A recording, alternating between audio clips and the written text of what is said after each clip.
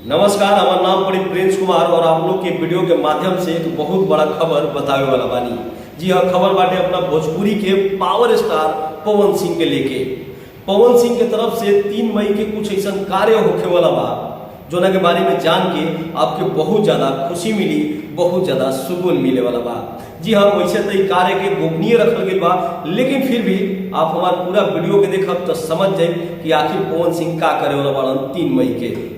एक आराम में यज्ञ होखे वाला बा, यज्ञ नहीं महायज्ञ होखे वाला बा। जी हाँ, हमारा बिहार में यूपी में एक बहुत प्रसिद्ध नाम है जियर स्वामी, और ये जियर स्वामी में पवन भैया के कुछ ज्यादा ही आस्था।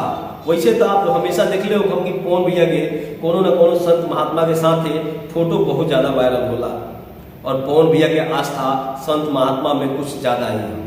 यज्ञ होई पेरो गरहनी एक जगह पड़ेला आरा जिला में, वही जे एक गांव बाटे, वही गांव में यज्ञ होखे वाला बा। और वो यज्ञ में 3 तारीख के भैया ओइजा पहुंची हन, और भैया के तरफ से कुछ ऐसा कार्य होखे वाला बा। खैर गोपनीय बा, लेकिन आप समझिए सीजन का चल रहा बा शादी विवाह के। जी हाँ, और ऐसे तो आप पूरा सर्च कर ली, अभी तक के इतिहास में कोई भी ऐसा कलाकार ऐसा कदम नहीं के उठेले।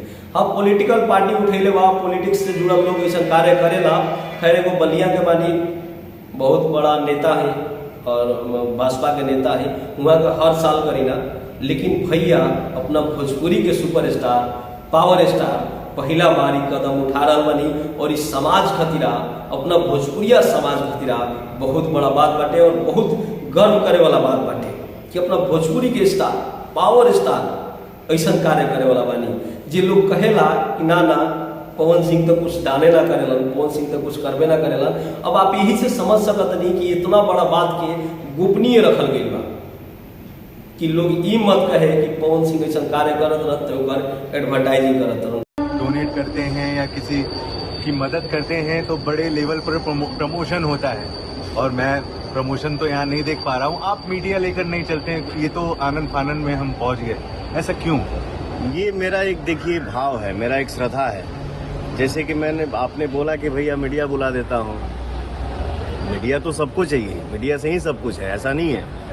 लेकिन मैं चाहता हूँ कि अगर इस तरह का मेरे से कुछ किसी मेरे हाथों से अगर किसी बच्चे का कुछ भला हो, वो बच्चा जीवन में कुछ नाम कमाए, तो उसका मैं प्रचार करूँ अपने मुंह से। ये इससे थोड़ा सा दूरी बना के रखना चाहता हूँ। खैर जो हमारा ही बात पता बा तो हमरो जिला अरे है, यही से हमरा एक खबर के बारे में पता बाटे।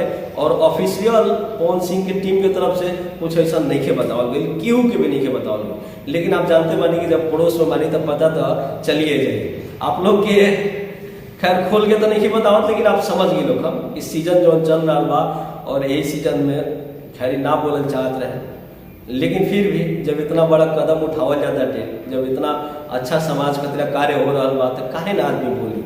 और जब तक आदमी बोली ना तब तक केहू कैसे जाए, ये लांछन लगावत रही कि देखा देखा हम 2 गो लड़कन के पढ़ावे के जीवन भर पढ़ावे के थी ले बनी कि हो ऐसा कैले बा, हमारा देखा देखी सब लोग करे, हमारा खुशी हुई। अरे तू का कर मर दे।